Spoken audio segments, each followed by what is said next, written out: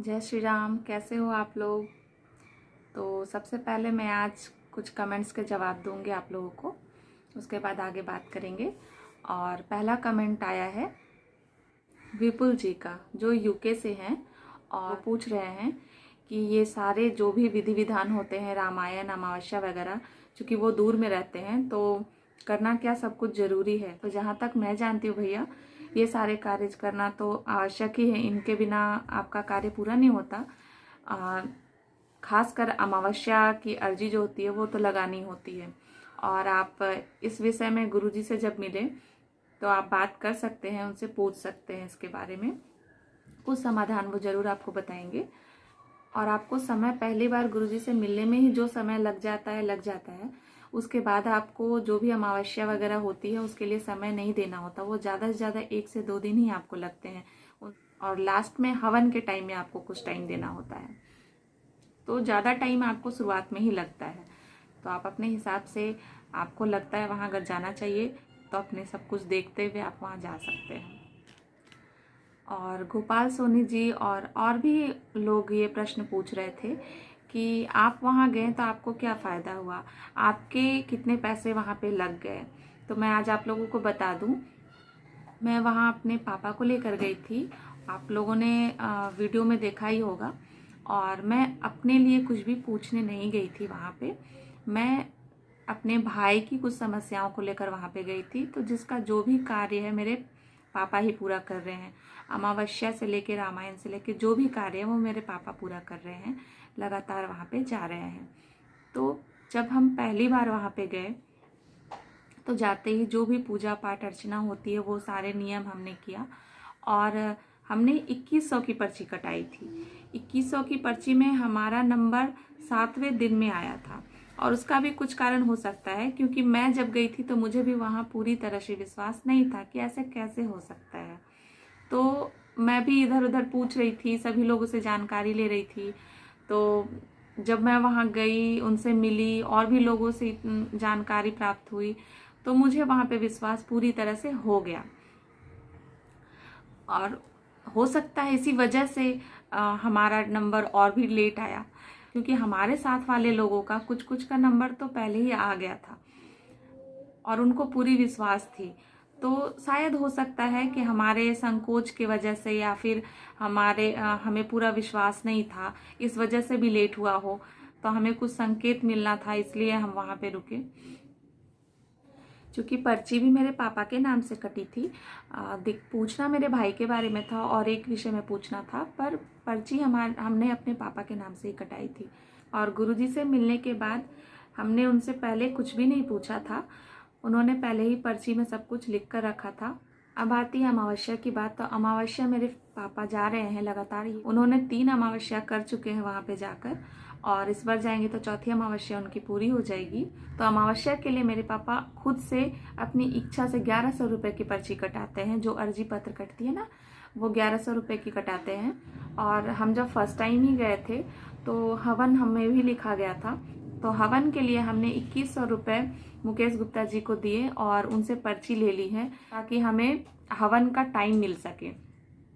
तो 1100 रुपये हमने जमा किए और 1100 रुपये के वस्त्र हमने मुकेश गुप्ता जी के पास जमा करवाए, जिससे हमें हवन का टाइम मिल गया कि हमारा हवन किस मंथ में होगा और किस डेट में होगा। लेकिन हवन में टोटल 21 से 22 हज़ार रुपये की खर्च हो जाती है, जो आप धीरे धीरे जाकर, जैसे 5 अमावस्या होती है ना, तो आप जाकर जमा कर सकते हैं। ज़रूरी नहीं है कि आपको एक बार में ही देना है।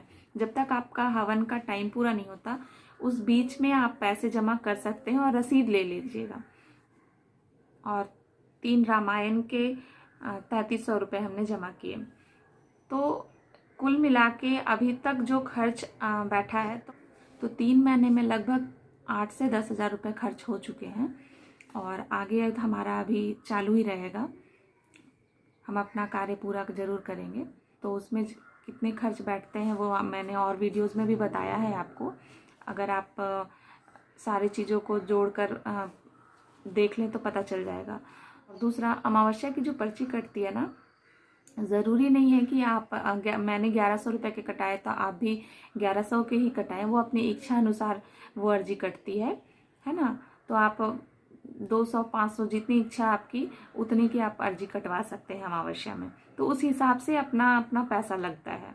और जहाँ तक फ़ायदे की बात है कि आपको कहाँ तक फ़ायदा मिला, आप हमारे कार्य हुए या नहीं हुए, तो हमारा कार्य हम लोगों ने 3 प्रश्न किए थे मेरे पापा ने, और 3 प्रश्न में से एक प्रश्न के लिए तो उन्होंने 6 साल का टाइम दिया है। पर्ची में गुरुजी ने साफ साफ लिखा है कि इतने समय के अंतराल आपके कार्य पूरे होंगे। तो एक कार्य के लिए तो 6 साल का समय दिया गया है। दूसरा कार्य था, मेरे पापा ने एक ज़मीन ली थी जिसको धोखे से, मतलब होता है ना कभी कभी अपने दूसरे की ज़मीन दिखाकर रजिस्ट्री करा देते हैं, तो वैसा ही कुछ मामला था। और मतलब समझ लीजिए कि वो पैसा डूब ही चुका था। गुरुजी ने यही बोला था कि आपके पैसे डूबेंगे नहीं, वो टाइम लगेगा पर धीरे धीरे आपको मिल जाएगा। तो उनसे हमें आधे पैसे मिल चुके हैं, वो खुद से वो पैसा हमें में लौटा रहे हैं। तो एक आस्था तो बन ही जाता है, तो इससे एक आस्था बनती चली जाती है। और 2 प्रश्न मैं आप सबसे तभी बताऊंगी जब मेरा कार्य पूरा हो जाए, या नहीं होगा तो भी मैं आप लोगों से शेयर करूंगी। क्योंकि अगर नहीं होगा तो बहुत सारे लोग बोलते हैं कि हमने सब कुछ किया पर हमारा काम नहीं हुआ, तो कुछ ना कुछ तो बीच में कारण आता होगा कि हमारा काम नहीं हुआ, है ना। तो हम उसके लिए, हमें गुरुजी साफ साफ बोलते हैं, अगर मैंने कहा है ये बात और आपके कार्य इस सब कुछ करते हुए नहीं होते तो आप हमसे ज़रूर आकर दोबारा मिले। तो हम वो कार्य ज़रूर करेंगे। अगर ऐसे तो पूरा विश्वास है कि हमारा कार्य हो जाएगा, लेकिन अगर बाय द वे नहीं होता है, कुछ कारणवश नहीं होता, या फिर कुछ बीच में ऐसे बातें आ जाती हैं, तो हम उनसे बात ज़रूर करेंगे और आप तक बात ज़रूर पहुंचाएंगे। और एक कमेंट अवधेश सिंह जी का, जो कि बिहार से हैं, और उनको मेरे तरफ से बहुत धन्यवाद। और आपने गेम को लेकर जो मुझसे प्रश्न किया था उसके बारे में तो मैं आपको कुछ नहीं बता सकती, क्योंकि मैं तो कुछ बताने वाली हूँ नहीं, है ना। लेकिन इतना बता सकती हूँ आपको कि अगर आप सही रास्ते में हैं, सही कार्य कर रहे हैं, तो आप उनसे जाके राय ले सकते हैं। गुरुजी से जाकर अपनी बात पूछ सकते हैं कि आप उस लाइन में आगे बढ़ें या नहीं बढ़ें। अगर आप बढ़ रहे हैं तो आपको सफलता मिलेगी या नहीं मिलेगी, है ना। तो इस बारे में आप गुरुजी से बात जरूर कर सकते हैं, अगर आपकी इच्छा हो तो, है ना। कोई ज़बरदस्ती नहीं है। और कमेंट में मुझसे कोई भी अपनी परेशानी ना बोले, क्योंकि गुरुजी भी साफ साफ ये बातें बोलते हैं कि अपनी परेशानी किसी और को अभी नहीं बताने के लिए, है ना।